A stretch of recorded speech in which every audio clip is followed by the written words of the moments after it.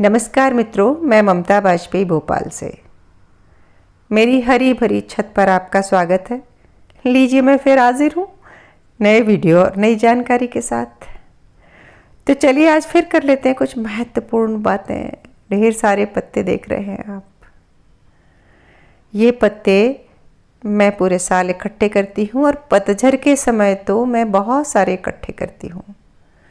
जब मैंने मल्चिंग का वीडियो बनाया था और इन पत्तों का महत्व समझाते हुए एक वीडियो बनाया था, तब एक प्रश्न आया था, आप इतने सारे पत्ते कहाँ से लाती हैं? तो आज मैं आपके इसी प्रश्न का उत्तर दूंगी कि आखिर मैं इतने पत्ते लाती कहाँ से हूँ।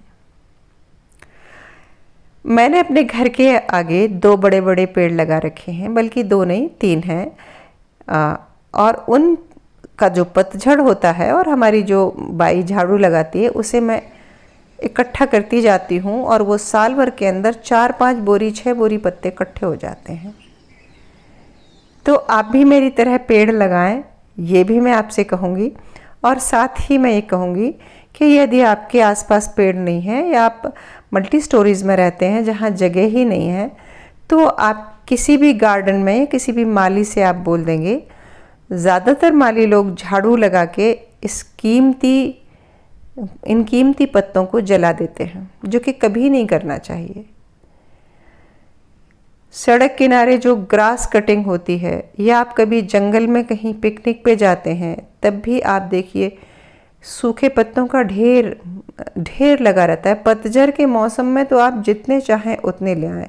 और ये बिल्कुल ये समझिए कि ये सोना है। ये पत्ते अगर ये मिट्टी की ऊपर की लेयर पर परत दर परत बिछा दिए जाएं और ये धीरे धीरे डिकम्पोज हो जाएं, तो पूरी ऊपर की टॉप सॉइल, एक्चुअली सॉइल है ही क्या, ये लकड़ी, पत्ते और प्राकृतिक चीज़ों के अवशेष का डिकम्पोज्ड रूप ही सॉइल है। ये बाद में मिट्टी में चेंज हो जाएंगे।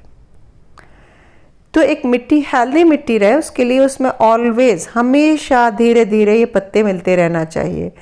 पेड़ और पत्ते और बारीक टहनियाँ, पशु पक्षियों की बीट जिसमें गोबर खाद भी आती है, पक्षियों की खाद भी आती है, सभी कुछ जो कभी जिंदा था वही मिलके हम खाद बनाते हैं। अब आप ये पेड़ देख लीजिए। मैंने इसका नाम नहीं बताया अभी, इसीलिए नहीं बताया, मैं चाहती हूँ आप पहचानें।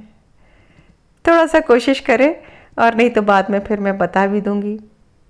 चलिए एक हिंट देती हूँ। अभी कुछ दिन पहले मैंने इसी के फल का शरबत बनाना सिखाया था।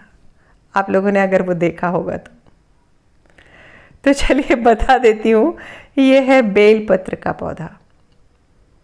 घर के एक कोने पर मैंने पौधा लगाया है, और 8 दिन पहले अगर मैं रिकॉर्ड करती तो इसमें एक भी पत्ता नहीं था। पूरा पतझड़ हो चुका था और इस पेड़ के पूरे पत्ते जो हवा में उड़ने से बच गए, वो सब मैंने कलेक्ट करके बोरी में रखवा लिए। जो उड़ गए वो उड़ गए। तो आप भी इसी तरह पौधे लगाएं।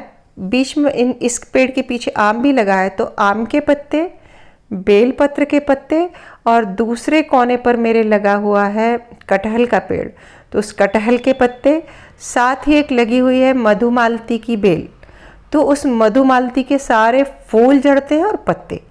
तो कहने का अर्थ ये है कि हम वैरायटी ऑफ लीव्स लेंगे, बहुत सारे तरह तरह के पत्ते लेंगे, और फिर उस पत्ते को इकट्ठा करके हम जब मिट्टी तैयार कर रहे हैं उसमें मिला दें, या फिर हम गमला भर रहे हैं उसकी तली में नीचे बहुत सारे पत्ते डाल दें, या फिर हम टॉप में डाल दें।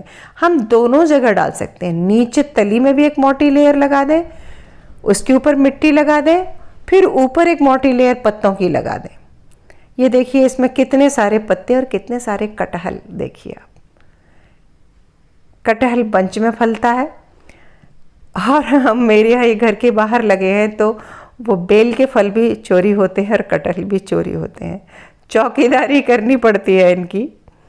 और एक फ़ायदा और बताऊं कि इनको लगाने से इनमें शहद के छत्ते लगते हैं, तो पॉलिनेटर्स आते हैं। इन पर बहुत सारे पंछियों का बसेरा है। चिड़ियाँ इन पर रहती हैं, तरह तरह की चिड़ियाँ रहती हैं, जो सुबह होते ही छत पर पहुंच जाती हैं, और जो कीट पतंगे, इल्लियाँ, सारे जो उनका भोजन है बीन बीन के खा जाती हैं। तो इसी को कहते हैं बायोडाइवर्सिटी। अब जब मैंने पूरा माहौल बनाया कि छत पे मेरा गार्डन है, घर के सामने बड़े बड़े पेड़ लगे हैं, यहाँ पक्षी हैं, शहद के छत्ते हैं, तो सब मिला के, और देखिए नीम का भी ये पेड़ दिख रहा है आपको एक छोटा सा, तो कुछ पत्तियाँ नीम की भी जाती हैं। तो सब तरह की पत्तियाँ इकट्ठी हो गई, पक्षी इकट्ठे हो गए, पॉलिनेटर्स हो गए, और सब मिला के गार्डन को बहुत अच्छा रूप दे देंगे। तो आप भी लगाएं मेरी तरह पेड़, और वीडियो अच्छा लगा हो तो लाइक करें, शेयर करें, सब्सक्राइब तो प्लीज़ मुझे कर ही लें। मिलते हैं अगले वीडियो में नई जानकारी के साथ, तब तक के लिए नमस्कार।